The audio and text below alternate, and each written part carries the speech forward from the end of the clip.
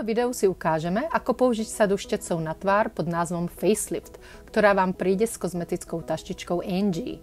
Štetec číslo 8 pod názvom Own It je štetec, ktorý je vhodný na tekutý make-up, krémovú lícenku, krémovú kontúru a bronzer. Štetec má skosený tvar, čo umožňuje precízne a jednoduché nanášanie produktov na tvár.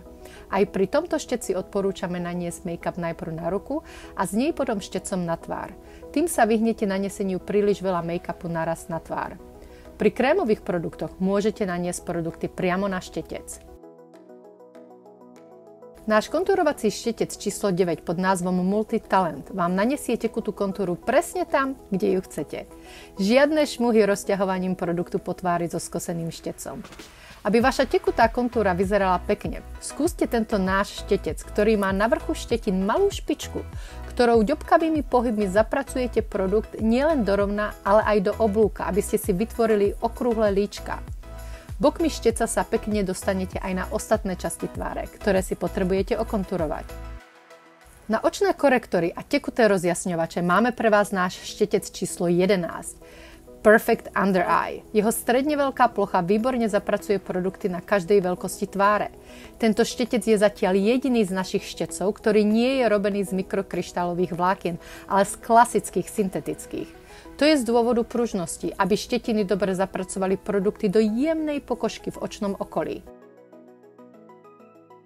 Tu skočím na chvíľu naspäť k prvému štecu v tomto videu číslo 8. Tu môžete vidieť, ako náš štetec Own It pekne nanesie a jednoducho zapracuje aj krémové produkty na vrch tekutého make-upu. No a čo sa týka pudrových produktov, náš jemný štetec číslo 12 Final Touch vám zapracuje púder tam, kde ste si naniesli tekuté produkty, ako je korektor a rozjasňovač, najmä okolo očí. No a štetec číslo 10 pod názvom Topper bude váš najlepší kamarát na nanesenie jemného púdru po celej tvári, prípadne na odstránenie prebytočného púdru. Elegantná taštička Angie, ktorá vám príde s touto sadou štecov, je ďalšou výbornou pomôckou na zorganizovanie vecí vo vašej taške. Použité štece neodporúčame ale skladovať či prenášať v tejto taštičke, keďže má saténové vnútro. Rýchlo by sa zašpinilo. Skôr ju odporúčame použiť na bežné veci, čo nosíte v kabelkách, ako napríklad telefón, kreditkarty, hotovosť, papierové vreckovky a tak ďalej.